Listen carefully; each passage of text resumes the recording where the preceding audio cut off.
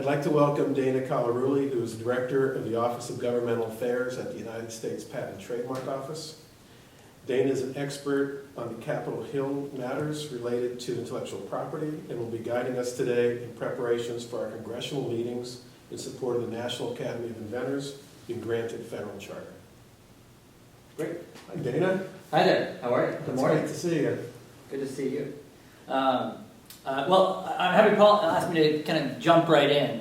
I know that there's a group of folks going up to the Hill telling the story about NIA, and Paul said seeking a very specific ask, which would be a charter. What I'll do is I'll give you a little bit of the do's and don'ts about engaging members of Congress. Members of Congress are real people too, but they're very busy people. They're very much executives having many, many meetings during the day. So the number one takeaway, the number one thing you have to remember is think about what they're going to remember of you and your organization when you walk out of the room. One of the best ways to communicate your message is to give them a picture. Tell them about the organization, why they should support your organization, and give them a reason to support. I always recommend certainly introducing a crowd, trying to make where you can a specific connection with the member, whether it's connection to their state, your university in this case, in their state, some of the innovations that they may have heard about coming from a university in their state that you've been involved in or you know of. Try to make that personal connection as much as you can, because really that's what they're going to remember at the end of the day. I say usually introduce yourself, make that connection, and then very upfront say, and this is why we're here today. So if the case is seeking legislation, we'd like your support in doing this. So let me tell you a little bit about why. You really want to get a sense of, do they have familiarity? Do they understand why it's important, in this case, to celebrate invention, celebrate inventors, and what gap you're filling. This is a great organization. You've got a great story. You're celebrating invention. You're trying to propel invention. This is not This is not a partisan issue. So you'll get a good response generally from Democrats and Republicans to support their universities and to support invention. So you've got a good story. So really, you want to spell it out. I think case studies, giving them a good example of an invention or an inventor that they'll remember when they walk out of the room. That's excellent. Making the connection with their state where you can. Investment in their state, how your ask is going to help further provide visibility to the good things happening in their state. That's how you build a champion. That's how you build an advocate. You also want to have something that you can follow up with that member with after the meeting. Say, thank you for meeting with us. As you remember, we talked about so-and-so. So you're trying to lay some seeds to not just have one conversation and secure their vote, although you hope you will, but to have one conversation to start a conversation. So as they see issues that would favor either your ask, the issue you're asking them to support, or your organization in the future, they'll say, oh yeah, I met with those great folks. And they told me this story. You really want to make that connection. So a couple of I went over some of the do's and how you want to frame your issue, how you want to build a champion. A couple of don'ts. You never want to be in a conversation with someone, including with a member of Congress, where you're doing all of the talking and you're not allowing for engagement. People don't remember what you say if they're just passively listening. You want to engage them. So don't do all the talking. Give some space for them to respond and certainly to ask you questions so that they're engaged. Certainly don't argue with a member of Congress. You want them to have a good feeling when you're walking out of the room. Arguing is the best way for them to remember you and remember you in a negative way. Third, don't expect that they'll be specialists on your issue. I'm sure most members say innovation, invention. I generally know what that means, but don't expect them to know a lot about the investments that your university made or some of the invention. Again, this is a way to take into account that they have lots of meetings every day, that you're taking this opportunity to not just make the ask that they support you, but also educate. And I often talk about, people talk about lobbying, they talk about advocacy, and they talk about education. And it's kind of a spectrum. Advocacy is education. And that's what you're doing first. Before you get to the ask, before you get to the, we would love your support in doing X, you're trying to educate them, again, why they want to be interested. So think of yourself as an advocate, and think of this as an opportunity to educate. Last, I think I've already kind of touched on this, but make sure you let them talk. Let them feel as if certainly they're engaged in a conversation with you. It also may give you some very good information on how to effectively follow up later. So that's kind of the do's and the don'ts. I mentioned think about how they're going to remember you afterwards. I mentioned making the ask at the beginning and then repeating at the end. A good essay, a good compelling essay is always, I'm going to tell you what I'd like you to do. I'm going to tell you why I want you to do it. I'm going to tell you again what I'd like you to do. You want to bookend your ask, so it follows a conversation. Now, all of what I said it may happen in a 15-minute period. Generally don't expect to have a very a long meeting. You want to get in, provide some basic information, and certainly get out. And members have very busy schedules, so they're meeting with a number of other folks. So think about being concise. Think about providing a good story, basic information about your organization and your ask, and then stop the conversation there. There's always an opportunity to follow up with the member later. There's always an opportunity to follow up with staff later. Staff generally will be with you in the room. So again, another good connection for you to have and a good opportunity to follow up. I think those are Paul. That's the best high-level advice I can give. I think these are the kind of meetings that members tend to like because they're learning about a new organization. And I think if you have enough meetings and you build enough folks to follow up with, you can start getting some momentum on whatever your legislative ask is or other things that might support the organization. That's great. That's great. These are the kinds of things that we're interested in when we go around and talk to Congress, the Senate, their staffers. Could you tell us, a lot of times they may not see the congressperson, and so we may see a staffer. Yeah. Could you tell us the importance of that and what we should be talking, if there's a difference in the ask or the discussion with them? I think the staffer, don't never be offended by just meeting with the staff. You have to expect that the staff has the ear of the member. And oftentimes you can get in more depth with the staffer about the issue, about why they should care. And you can even have an even more engaging discussion that will help you really target your ask. So I think that's often the case. Sometimes you'll start with the staffer, the member will walk in as well.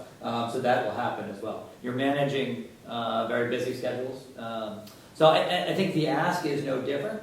The conversation sometimes is a bit more intimate. And certainly you may be able to develop a relationship with the staffer that you can follow up a lot more by email.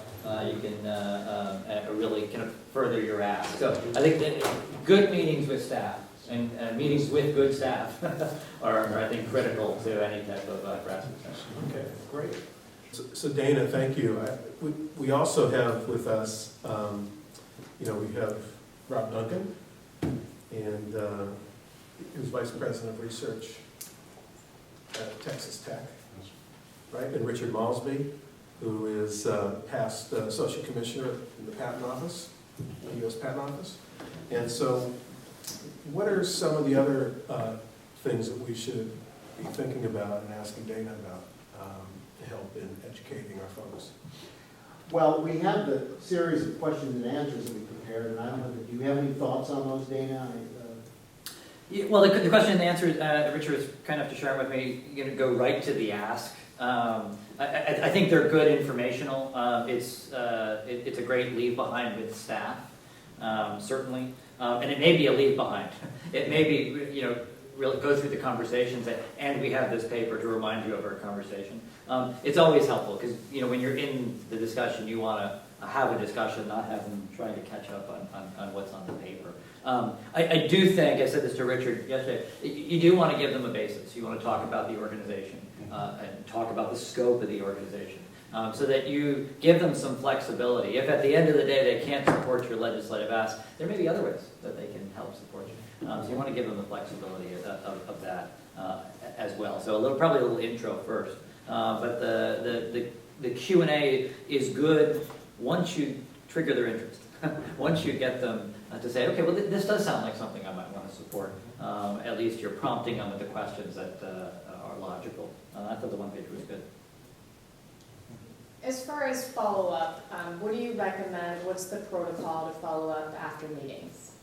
I think certainly follow up with staff that you meet with. You certainly want to thank the member both in the meeting for their time, but then afterwards. And then use the meeting to again figure out what you want to mention in a letter to trigger their memory, and then make your ask again. So that's very, very appropriate. To the extent there's other information that you can provide or something that they had expressed some interest that you can follow up in, it's going to cement a better connection with that member. And that's physically mailed, or that's okay via email? I think, in the modern age, I think email is much better. Mail tends to get lost or radiated as it makes its way into the Capitol. So email definitely is a very, very good way to go. You maybe do the double informal email to the staff just in the body of the email, and then attach a more formal letter on letterhead if you can. That really goes through, here's the membership, here's the organization. You want them to understand the scope and the reach of the organization, because that's going to also cement their interest. So official letterhead's always helpful. I'm wondering if it wouldn't be helpful to have this updated to include some information about the scope, because there really has been an explosion of Yes. membership, Yes. both in terms of institutions and individuals, and maybe that's one idea for expanding it in terms of the follow-up piece. Well, and certainly, feel free, if you have one, basic information about the organization as a whole. You're having these meetings at a particular, so as an additional document, you're also having these meetings at a particular time. People are convening on Washington to talk about these very important issues. You can give them a sense of, here's why we're in Washington. Right. And as part of that visit, here's our ask. Right. Is it better to, how many people should be in one of these events when you go to an office? That's always a question I've had. You can sometimes take your cues from the staffer. I tend to think a relatively smaller meeting is often more effective. But in this case, if you have somewhere between 5 and 8 folks, it seems like a biggish crowd. I think it's okay. You do want to have enough conversation so there's not a lull. You don't want to have people competing. So oftentimes, That's a good point. as you look, there's actually some, you look at kind of the do's and don'ts. If you're doing group meetings for these types of legislative fly-ins, it's a term of art, pick a team leader. A team leader that is the initial contact, gives that overview, maybe initiates an around the room, or very quickly says the ask up front and let me introduce you to my friends. You do want to have one person who's a lead. It doesn't need to be the same person for every meeting, but that's always helpful because you want to at least start the conversation off very focused. Right, right. So when Rob walked in, he mentioned something that I haven't thought about as much, but I think is very important. And that is at the state level. Because you started your discussion by saying, give an example perhaps of your state, your university, because these are representatives for the states. Yeah. And so the state levels, when we're in there may be something that they can do in our states, for the academy. Each of us has certain issues, even though they're federal. Do you want to just mention an idea that you have? Sure, certainly.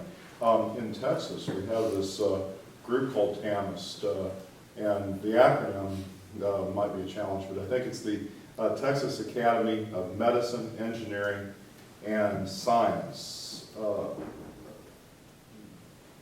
Science and Technology, I would believe. I'd have to double check.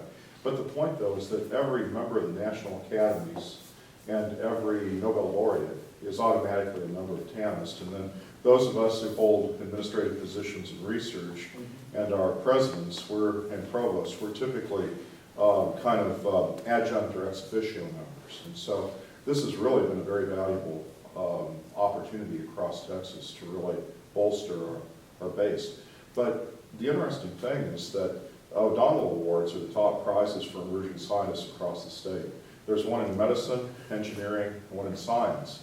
And then there's also a TANIST Award in technology and innovation. But that does not have a corresponding National Academy yet. So I think it would make a lot of sense to people like Chairman Smith and others if the state of Texas were to encourage the formation of a National Academy on the same footing in invention, NAI. Right, and I brought that because that's exactly what this federal charter is trying to do, is we want, to bring up the ideas that we do have great people, and we do have ones that can really focus in on innovation and are at our great academy members. And I think every state has these issues, and every state has these discussions. And so I think that's important.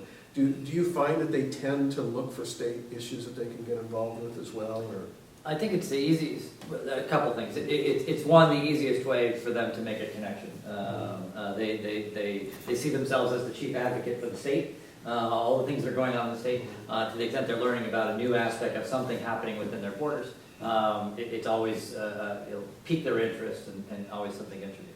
I think it also, there seems to be a couple opportunities there you could explore. One is to the extent that the awards are coming up soon, give them an opportunity to provide more visibility to the awards, or follow up with them. Maybe bring the award winners in a follow-up meeting.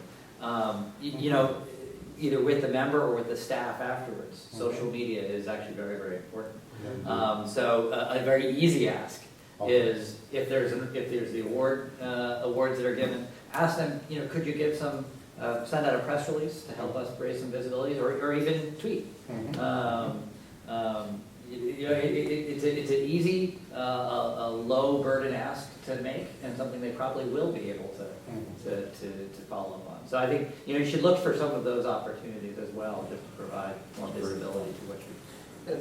And if they get involved in stuff that's easier for them to do initially for the NAI, would they then be more likely to do something else down the road? I think so. It's the you try to nibble and find some entryway, and then you hang on and follow up, and then to the extent that you're affiliating them with something that is very positive in the state in particular, I think that's very helpful. The other thing in addition to social media is if there's an event that's coming up, either an NAI event or an affiliate of NAI event, you want to create an opportunity to follow up and say, we'd love to have you to our campus when you're back in the state.